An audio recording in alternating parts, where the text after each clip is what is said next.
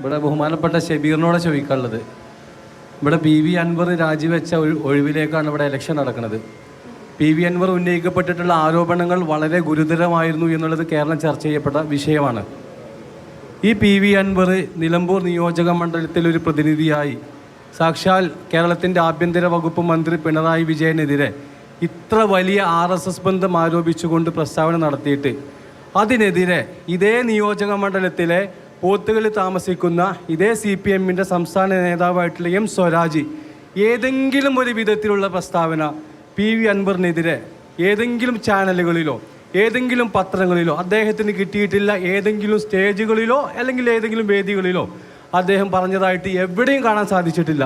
PV Anwar എന്താണോ ഉന്നയിച്ചിട്ടുള്ളത് അതേ വിഷയം തന്നെയാണ് ഇവിടെ സ്വരാജിനും പറയാനുള്ളത്. പക്ഷേ സ്വരാജിന് ഇവിടെ CPM കൊടുത്ത 8ന്റെ പണിയാണ് ഇവിടുത്തെ സ്ഥാനാർത്ഥിത്വം എന്നുള്ളതാണ് ഞങ്ങൾ മനസ്സിലാക്കുന്നത്. ശരിയാണോ ഇല്ല എന്നുള്ളത് ഒരു ചോദ്യം കൂടി എനിക്ക് റിയാസിനോടാണ് ചോദിക്കാനുള്ളത്.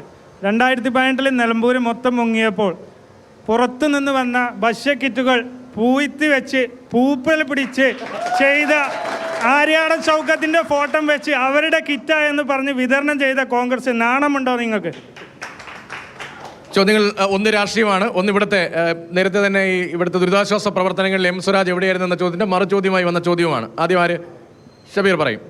PV അൻവറുമായി ബന്ധപ്പെട്ട PV അൻവർ ഉന്നയിക്കപ്പെട്ട ആരോപണങ്ങൾക്കൊക്കെ ആരാണ് ഇനി മറുപടി പറയേണ്ടത്? നിങ്ങളൊന്ന് ആലോചിച്ച് നോക്ക്. PV അൻവറിന്റെ വാക്കിന് രാവിലെ പറഞ്ഞതാണോ? രാവിലെ 9 മണിക്ക് പറഞ്ഞതല്ല 9:30 PV അൻവർ പറയുക. 9:30 പറയുന്നതല്ല 9:35 PV അൻവർ പറയുക. PV അൻവറിന്റെ വീട്ടുകാരോട് പോലും ഒരു കാര്യം ഉറച്ചു പറയാൻ വേണ്ടി പറ്റുന്നില്ല. വെറുതെ എന്തെങ്കിലും ആരോപണം ഉന്നയിച്ച് RSS ബാന്ധവം മറ്റെല്ലാം പറഞ്ഞ് PV അൻവറിന്റെ നിലവിലെ നിലപാട് എന്താണ്? എന്ത് ആരോപണം ഉന്നയിക്കപ്പെട്ട ആരോപണത്തിന് പറയട്ടെ PV അൻവർ യെസ് അതെ ശരിയാണ്. 9 കൊല്ലം PV അൻവർ MLA ആണ്, ഇടതുപക്ഷത്തിന്റെ ഭാഗമായി നിൽക്കുന്ന MLA ആണ്, അംഗീകരിക്കുന്നു. പക്ഷേ PV അൻവറിന്റെ പുതിയ നിലപാടുകളെ സംബന്ധിച്ച് ആർക്കാണ് കേരളത്തിൽ വ്യക്തത കുറവുള്ളത്? ഈ കേരള രാഷ്ട്രീയത്തിനു തന്നെ ഒരു മലീമസമായ ഒരു ഫാക്ടറായി PV അൻവർ മാറിയില്ലേ?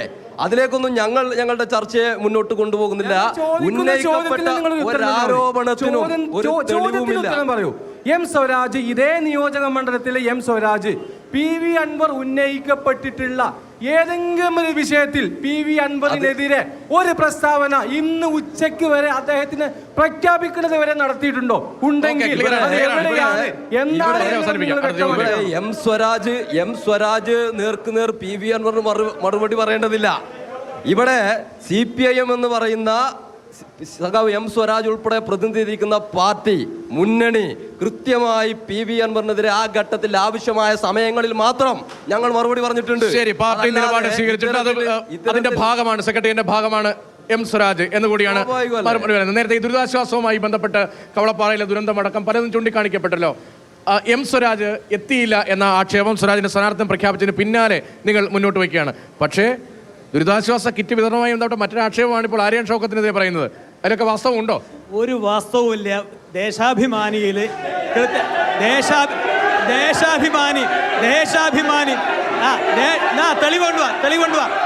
ദേശാഭിമാനി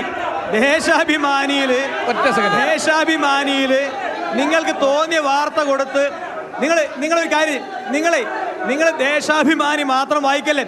നിങ്ങളെ പറയട്ടെ ഒറ്റ സെക്കൻഡ് പറഞ്ഞിട്ട് അദ്ദേഹം പറയട്ടെ ഒറ്റ നിമിഷം പറഞ്ഞു മറുപടി പറയട്ടെ. ചോദ്യം ഉണ്ടെങ്കിൽ അതിന് ശേഷം ചോദിക്കാം. മറുപടി പറയട്ടെ. ചോദ്യം ഉണ്ടെങ്കിൽ അതിന് ശേഷം ചോദിക്കാം. ദേശാഭിമാനിയിൽ വരുന്ന ഏതെങ്കിലും വാർത്ത പൊക്കിപ്പിടിച്ച് ഇവിടെ ഒരു ചർച്ചയ്ക്ക് വിധേയമാക്കേണ്ട കാര്യമില്ല. നമ്മളിപ്പോൾ ഈ സമയം ഇവിടെ ഒരുപാട് പ്രയാസപ്പെടുന്ന കുടുംബങ്ങൾ ഇപ്പോഴും ഉണ്ട്. 600 കുടുംബങ്ങൾ വീടില്ലാതെ ഇപ്പോഴും ഷെഡ് കെട്ടി താമസിക്കുക. പ്ലാസ്റ്റിക് ഷീറ്റ് കൊണ്ട് മറച്ച് താമസിക്കുന്ന ആദിവാസി കുടുംബങ്ങൾ 600 പേര് ഇപ്പോഴും താമസിക്കാം. നിങ്ങൾ സമയം കിട്ടുമ്പോൾ എൻ്റെ പ്രിയപ്പെട്ട സഹപ്രവർത്തക നിങ്ങൾ അല്പമെങ്കിലും സമയം കിട്ടുമ്പോൾ ഇതാ നിങ്ങളുടെ ചുറ്റുമുള്ള ആദിവാസി കോളേജിൽ ചെല്ല്. ഏതെങ്കിലും ഒരു സമയത്ത് നിങ്ങളുടെ സർക്കാരിൻ്റെ പ്രതിനിധിയോ നിങ്ങളുടെ ഇന്നത്തെ സ്ഥാനാർത്ഥിയോ ആ ഭാഗത്തേക്ക് ചെന്ന് ഒരു ആശ്വാസ വാക്കെങ്കിൽ പറയാൻ അവർ സമയം കണ്ടെത്തി നിങ്ങൾ ചോദിക്കും. നിങ്ങൾ 600 കുടുംബങ്ങൾ എങ്ങനെ അവർക്ക് പ്രാഥമികമായ കാര്യങ്ങൾ പോലും ചെയ്യാൻ പറയട്ടെ പറയട്ടെ ഒരു തർക്കത്തിലേക്ക് പോണ്ട.